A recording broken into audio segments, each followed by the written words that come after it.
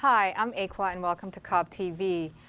This has been an interesting week for us in Cobb County, and here with us is Cobb Commission Chairman Mike Boyce, and you're going to fill us in on some of the things that have happened and the thoughts behind the process that went behind it. Yeah, well, we all braved the storm, but I think that we should acknowledge that we were one of the lucky ones.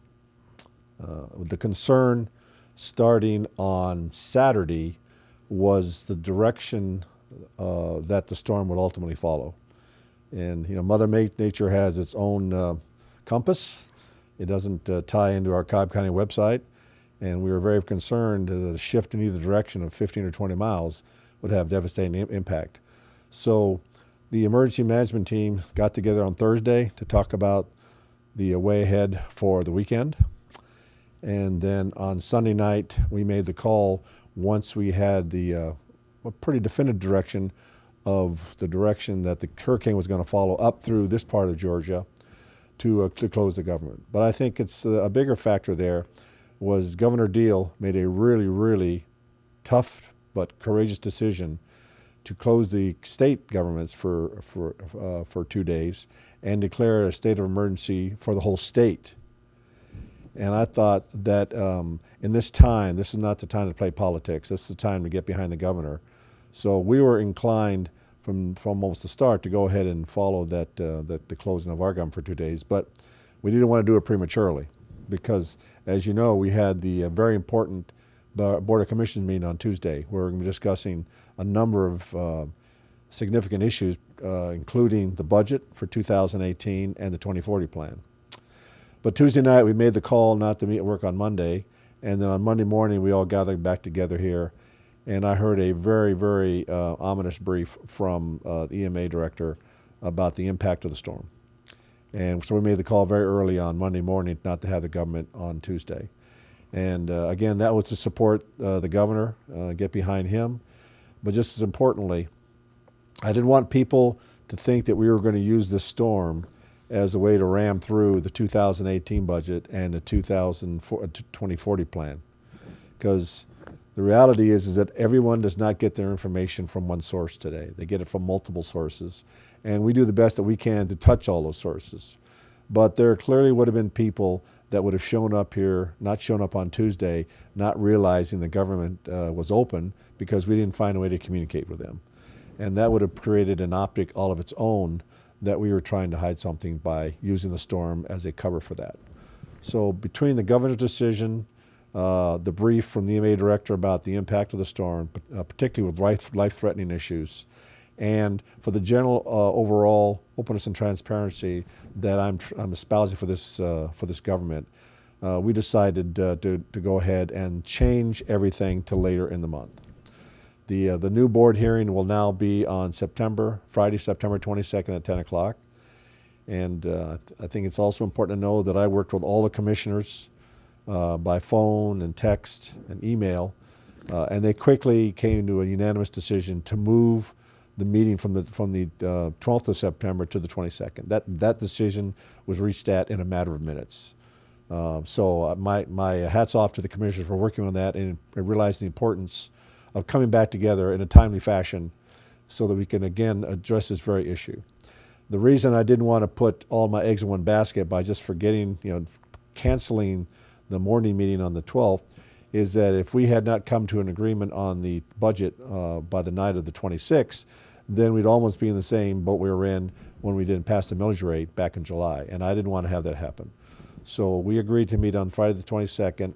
And if there still needs to be some tweaking done, then we have another 4 days to do that before the evening meeting on the 26th. So again, there's a lot of moving parts here involved in something as simple as just having a meeting. The second thing I want to highlight is I can't say enough about the public. This is the second natural weather event that we've had since I took office where we communicated on a very early basis why you needed to stay home. And certainly on Monday, that reflected that. Obviously, I came into work to meet with the core team about our decision for Tuesday's activities, but the roads were absolutely bare. So my hat's off to the residents of this county who did the right thing, which was to stay home stay out of the harm's way in case of wind causing debris falling on them. But just as importantly, allowing our emergency and county vehicles to have access to areas because of fallen trees and fallen power lines. And I really want to take my hat off to the people of this county. We can put out all the guidance we want to, but if they don't work with us, it doesn't work. So I think my hat's off to them, and I think we need to say a great thing about the people in this county for that. And the last thing is, I got an email from somebody Monday after lunch, wanted to know why we had canceled the government operations on Tuesday. And I explained to him that A, we were supporting the governor because he declared a statewide emergency, and B, there were life-threatening issues still out there, and C, even though the government was technically shut down, there were a large number of people in this county who still went to work yesterday. Public safety was still at work. Public communications department was at work. Our information services department was at work. Our DOT was at work. Our budget people work. Why was that? Because believe it or not, this morning we still had to get out our paychecks. All right. So that meant people from finance came to work yesterday to do all the process, as did other departments, to make sure that they made the necessary input so that our employees, when they arrived at work this morning, had checks in their checking account. So again, I always make this analogy about the duck swimming on the pond. It's serenely moving along the top of the water, but beneath the water you see the feet furiously paddling to get that duck somewhere. And that's what we had this weekend. There were a lot of moving pieces. We made it look easy because we're professional. We've done this before. We're still learning, and we're now ready for any other major event, which is going to happen this fall or this winter when we perhaps have another ice storm.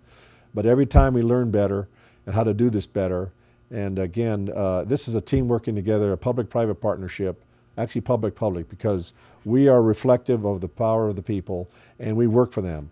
And I just cannot say enough good things both about the team, that this county, large team that got us through this weekend, and the public working with us. Thank you, Chairman. And let's not forget our hats off to all the utility crews. And I know Absolutely. that you have gotten Right. lots of notification from Georgia Power, our folks from Cobb EMC. They were prepared, Yes, they were on call, and they were on point. Yeah, I think you bring up another point, as I would hope more and more people would go to our Cobb County webpage. Whenever we have a natural weather issue like this, the homepage is going to be dedicated to providing you as much information as we can about what's going on in the local area and what the services are available. So I would really encourage people in the future, just go to cobbcounty.org. You'll be absolutely amazed at the width and dimension and depth of information that we provide to keep you informed as to why the actions we're taking. So again, my hat's off to all the team here in the Cobb County that contributed to that webpage. There's some amazing data on there. And you're absolutely right. I was in constant contact with utilities people. They were feeding us information as they were through Cassie Maslin, who runs EMA here, an emergency management agency. You can't say you didn't know because everybody was getting out as much information as they could. But again, we're one of the fortunate ones. We really were blessed. If this system had shifted 10 miles to the west, we would have had much more damage. But it chose to take a path where it spared us. But that does not make me forget all the significant suffering and challenges that the people in South Georgia are facing right now. There are still over 4 million people in Florida that have no power. And let's not forget, it's 90 degrees down there. It's miserable. And still, we should not forget about the challenges of people in Louisiana, Texas, who are straight from Harvey. So our hearts and prayers go out to all those people. We put out a letter about the places you can go to support agencies that are, have been validated and vetted to support casualties and disaster assistance of this kind. And we want to make sure that everybody knows that we are not forgetful, that they have a long, long path in front of them to recovery. And just because we're blessed here does not mean that we forget about what they're facing. Certainly true. We are thankful indeed. Thank you, Chairman, and thank you for joining us. We will see you next week. Okay, thank you.